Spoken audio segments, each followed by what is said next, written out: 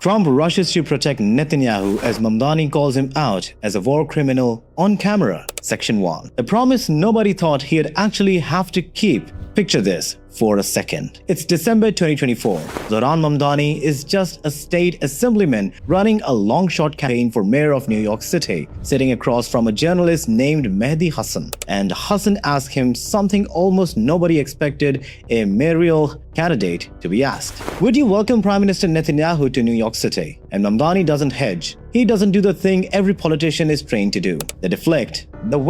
It's complicated. He looks at the camera and says, no. As mayor, New York City would arrest Benjamin Netanyahu. That's not a slip of tongue. That's a sentence you say when you have already decided you're willing to live with the consequences of saying it. And for the next year, he said it again and again and again. On Fox News, sitting across from Martha McCallum, who pushed back hard, telling him the United States doesn't even recognize the International Criminal Court. He said it anyway. After he won the primary, after he won the general elections in November 2025 with just over 50% of the votes. He said it to the New York Times in December, telling them, quote, I believe that Prime Minister Netanyahu belongs in The Hague. He's a war criminal who has been charged by the International Criminal Court. So by the time he actually took office as the mayor of the largest city in America, this wasn't some abstract campaign talking point anymore. It was a promise with his name on it, sitting there, waiting for the moment somebody would actually ask him to cash it in. And that moment arrived faster than almost anyone expected.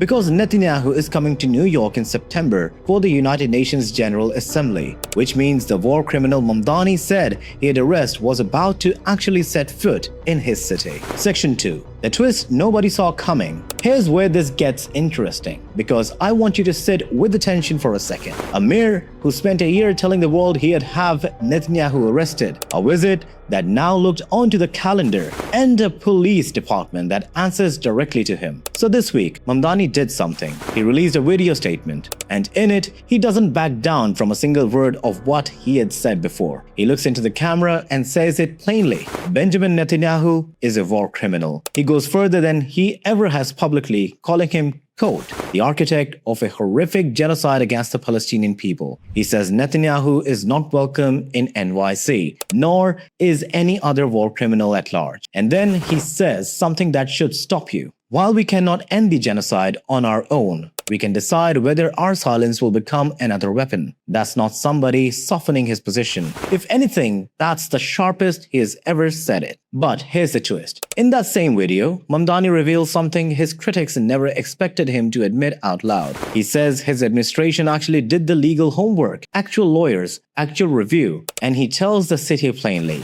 my administration has reviewed every avenue available under applicable law to determine whether New York City could execute the International Criminal Court's arrest warrant if Benjamin Netanyahu came here. It is clear that we do not have the independent legal authority to enforce this warrant. Read that again. The man who built a campaign promise on personally having Netanyahu arrested just told New York City on camera that he can't actually do it. Not because he changed his mind, because the law itself doesn't give him the power. And instead of quietly letting the promise die there, he does something most politicians wouldn't have the nerve to do. He turns the camera towards Washington instead. The federal government, however, does, he says, and I call on them to join the ICC and execute this warrant. He didn't retreat. He redirected the entire fight towards one government that actually has the power to finish what he started. Section 3. The president steps in, and this is the part where the story stops being about Mamdani and Netanyahu and becomes something bigger. Because the moment that video started spreading, it didn't take Washington long to respond. President Trump posted directly telling Netanyahu he will not be arrested in any way, shape, or form. While in the United States of America, think about what that actually is for a second. That's not a spokesperson. That's not a State Department statement buried on a government website.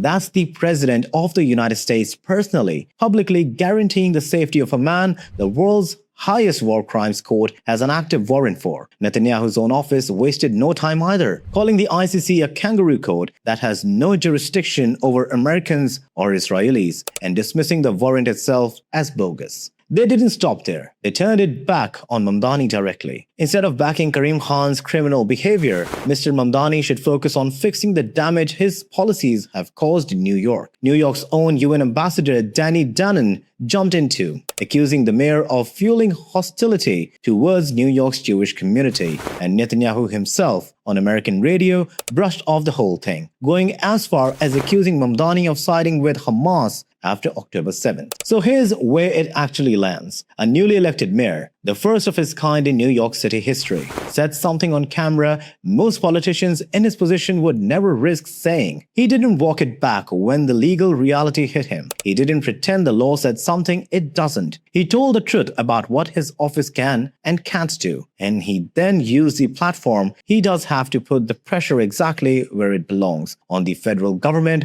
that actually holds the authority. And in response, he got the President of the United States to personally intervene on behalf of a man facing an international war crimes warrant. That's not a small thing. That's the President of the United States choosing a side out loud in a fight most of Washington has spent years trying to avoid saying anything about directly. Section 4. What this actually tells you. So ask yourself the question this story is really built around. A city mayor with no real power to enforce an international warrant still found a way to make the President of the United States respond to him directly on the record, defending a man under investigation for war crimes. That's the story nobody's fully connecting yet. Not did Mamdani arrest Netanyahu. He never had the power to. The real story is that he said that uncomfortable truth about his own limits, and it still worked. It still forced the most powerful office in the world to answer him. Whether you think Mamdani was right to say any of this, or whether you think he overstepped, one thing is hard to argue with. For a first-time mayor to pull a direct personal response out of the President of the United States on this exact subject is not something that happens by accident. So I want to know what you think. Drop a comment and tell me, do you think Mamdani just